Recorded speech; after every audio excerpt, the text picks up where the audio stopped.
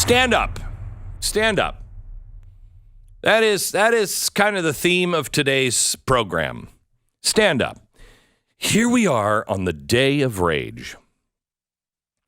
America and all those who are listening overseas that happen to believe in eternal truths, we stand at a precipice today. We are lucky enough to live in a moment of history where the choice we make today will echo not only throughout our life, but throughout generations yet unborn. Not a lot of people live at a time like this. But we have to recognize it. There's a necessity now more than ever to choose. I don't know if you remember the landmark speech, A Time of Choosing, from Ronald Reagan. It came out in the early 1960s, but it is time to choose. Our choosing today encompasses not only the fiscal sanity, but a reclaiming of the moral and ethical standards that have seemingly just slipped through our collective fingers. Our national debt surmounts now a staggering $33 trillion. The Congress, Senate, entrapped by a seemingly unending cycle of spend and tax, corruption, backroom dealing, place on our children and our grandchildren the yoke of financial burdens that they didn't create. The financial burden that we have ourselves. Did you create it? I don't even know what they're spending the money on. The administrative state, the bloated, unaccountable people that we send continues to metastasize, infiltrating every aspect of our lives, crafting rules without our consent, and exercising a power that rightfully and constitutionally belongs to you. Furthermore, we are seeing now the erosion of timeless and foundational truths in our society. The very moral fiber that has held us together, held the quilt of our nation together.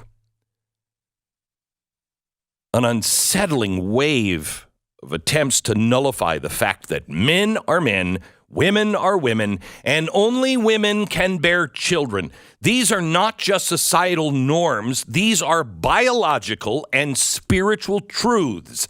They are linked to nature, and yes, nature's God.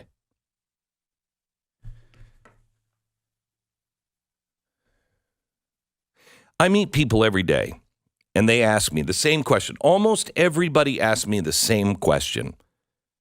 I don't know who to trust. How do I know what stories are true? How do I know what outlets I can trust? I'm going to answer that for you. And not in the blanket way that I usually have answered it in the past. None of them. Don't trust anybody. Don't even trust me. Do your own homework. But I'm going to make it a lot easier. A lot easier. I'm going to give you a way to actively know, an intelligent way, an easy measuring stick, if you will, and apply it to every story and every outlet. Apply it to me. If the news source, the influencer, the pastor, or even the family member refuses to recognize eternal truths, such as gender is specific and nothing that man can say or do will change that, or forgiveness is free and personal and given to everyone.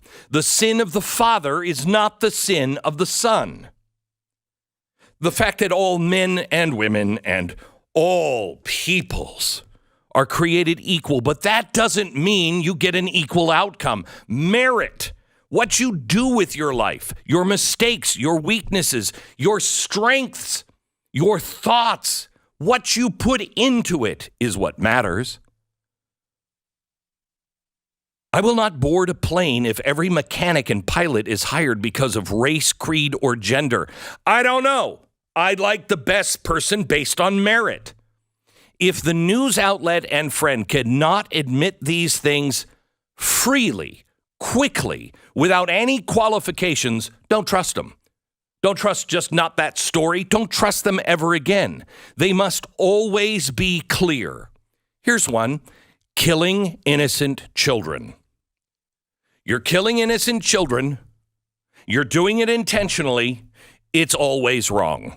Whether it be a terrorist shooting or beheading a family, including the babies, or a doctor chopping off the limbs of a child in the womb, it is wrong. It is murder. It always will be. Eugenics, under any new name, is still eugenics, and it's evil. Doctors killing epileptics in America and later in Nazi Germany. It was wrong then. It's wrong now. It will be wrong forever. Doctors deciding that a vet needing a stair lift, such as in Canada, has no quality of life and therefore should be offered assisted suicide, or the teenager who suffers from depression. That person should never be encouraged to take advantage of compassionate assisted suicide. If your news source cannot get that right every single time, they should be dismissed and never being given any consideration on any topic ever again. Never listen to those who are confused by the concept that justice is blind. If it's wrong for one, it's wrong for all. If you do the crime, you do the time. It doesn't matter if you're the president or a pauper, a Republican or a Democrat, white or black. Justice is blind. If it's wrong to protest rights due to a pandemic, it remains wrong for those protesting during that pandemic police powers. And it is always wrong to destroy the U.S. Capitol or a Capitol or burn a city in a riot. Always. I don't care whose side did it. If my children have to have a vaccine before they go to school, so do those children that go to school, even if they came across the border illegally. And by the way, it's an easy call, and it should always be clear. Our border is not secure. Open borders are not compassionate. It is suicidal. If your source can't get that basic fact right, never, ever consider anything they say to be trustworthy. If the source you're questioning, whether they're trustworthy or not, believes that drag queens are appropriate for children's shows, for schools, that parents are not the final say, it's the teacher or the teachers' union or the school. If they believe these things, then you have your answer. If the source cannot admit these simple and eternal truths, if you read or hear one news story and cannot decipher who is who or what is what because of news speak, don't trust what they say. Stop reading it. Don't trust what they say, what they print, or what they preach. It is a time of choosing, and it is becoming very clear and easy. I choose truth, and I don't know what the truth is on some things, but I am very clear on what the truth is on many topics. I choose nature's laws and nature's God. Today, across the sea, we observe with heavy hearts the storm of conflict on this day of rage. Conflict rages on with Israel, a beacon of freedom in the Middle East, enduring yet again continual assault by Hamas. The streets of Tel Aviv and Jerusalem echo with the cries of the innocent. The international community must choose and answer this question. Will we stand against those who sow the seeds of chaos and destruction? Or will we forsake our fellow man, women, children, to violence and terror?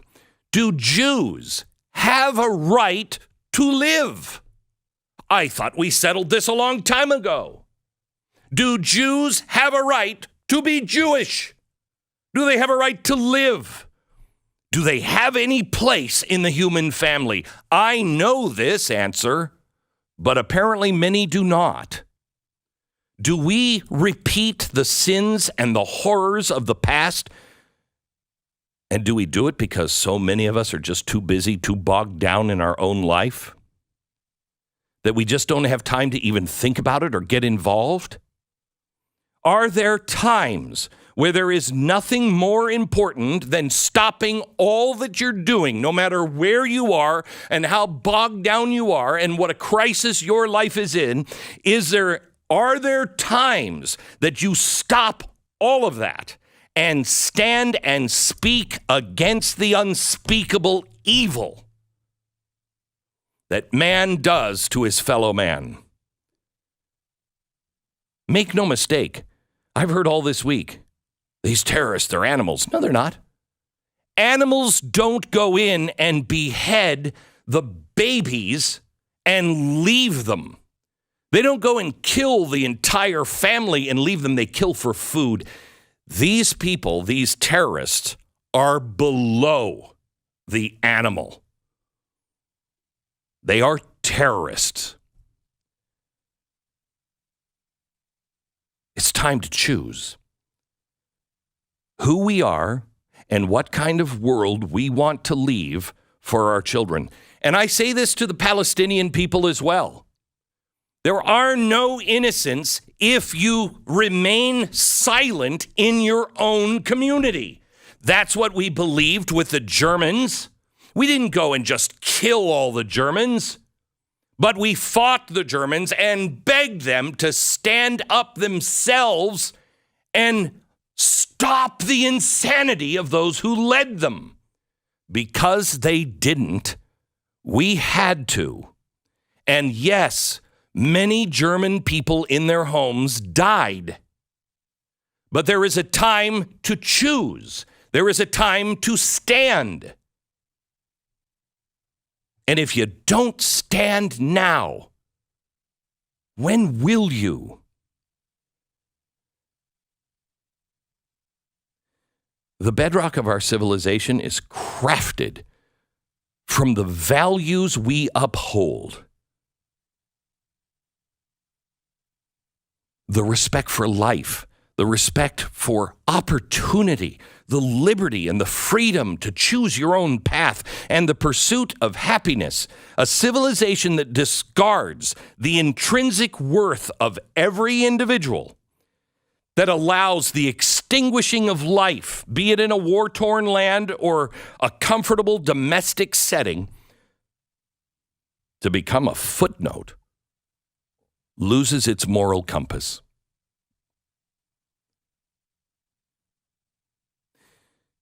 The older I get, the more I realize the importance of every single minute, every day, every opportunity.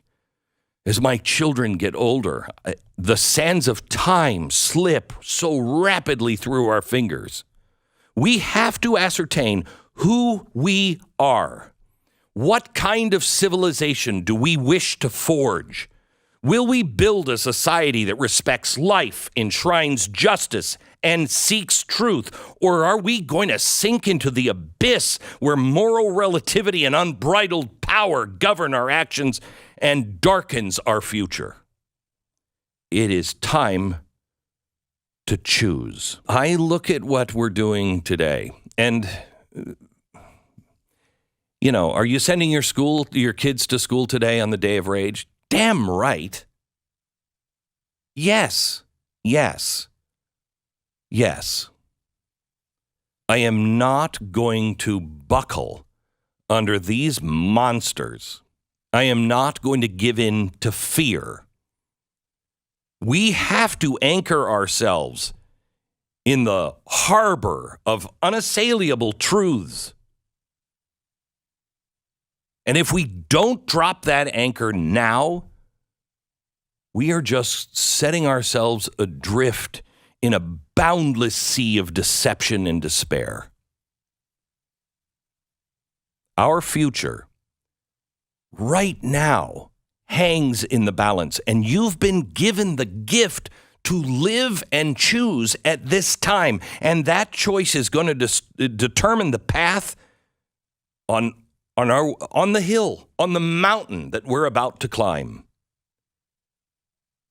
In our hands lies the capability to restore, to rejuvenate, to reclaim the liberty, the morality, the ethical governance that once was America. But it requires a return, a staunch and unwavering commitment to the principles that forged us. If we fail, we condemn our children's children to a world unanchored, unhinged, and absolutely unsustainable. It is the time of choosing. I urge you to choose now. No matter how busy, no matter how downtrodden, no matter how worried you are about things, choose. Will I stand for those things that I know are true and never sit down? Choose who you are going to be today. Encourage everyone you know and everyone you love to return to sanity and choose.